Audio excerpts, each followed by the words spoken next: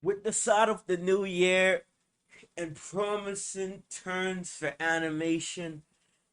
Wait, I mean promising, I mean dumpster fire. Pump up the jam, pump it up while your feet are stumping and the jam's pumping. Look at here. I don't want to live on this planet anymore. One show that got under the radar for the ending part of the last year. A show with so great animation is barely breaks Big Mouth to shame. Yes, I am talking about the old new series that you can actually watch for free, the Winfeathers Saga. Now, apparently, a lot of the animation people is not talking about it. Honestly, I don't know why, but most likely just generally because they don't know. But it is out. It had 3 episodes, and thus I will be giving my review. It's your boy Culmer. It's Culmer, and I am going to talk to you about it in a review of the first 3 episodes. Created by Christian singer and author Andrew Peterson. You can get a lot of the Chronicles of Narnia rides, or maybe even Lord of the Rings. And you get in the 4-book series, which was adopted by Angel Studios, with him being a producer. The series is really well done and well put together with animation galore and focuses on the Igby family as they go around starting their adventure.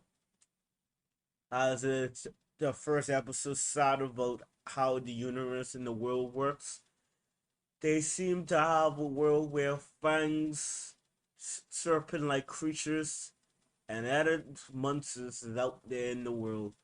And there seems to just be regular family up and going, trying to live their life before a call to adventure happens that forces the characters to embrace an uncertain future.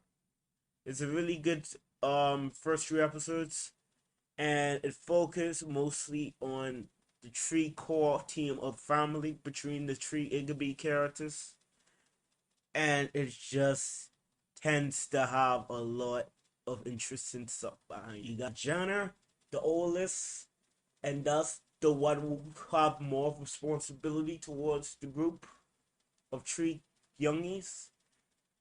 Tink, the more immature one and younger brother, and the youngest Lily, a crippled girl who usually crushes, but they doesn't really.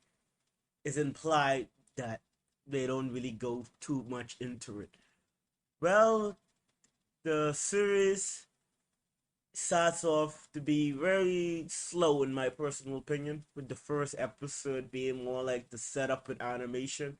It's good enough to rewatch, but while it's really good with things to come, it is the biggest problem I had is with the pacing of it.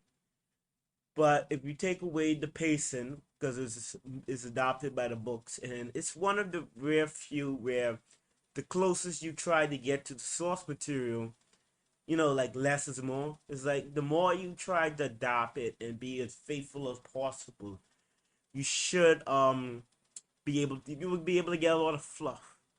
And I think that that's something they should change and fix maybe going forward.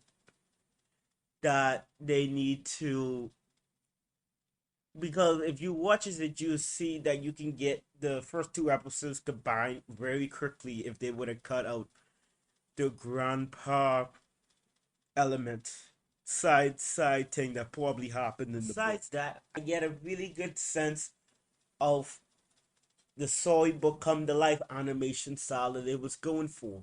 I got obviously Tangled the series vibes from it, and it honestly feel like something that could be on TV. The series is something that has really nice everything, and you can find it on Angel Studios. And it's really actually good. Like a lot of people talks about how much animation is important and how much other stuff, but the saddest thing is a lot of them go unrecognized.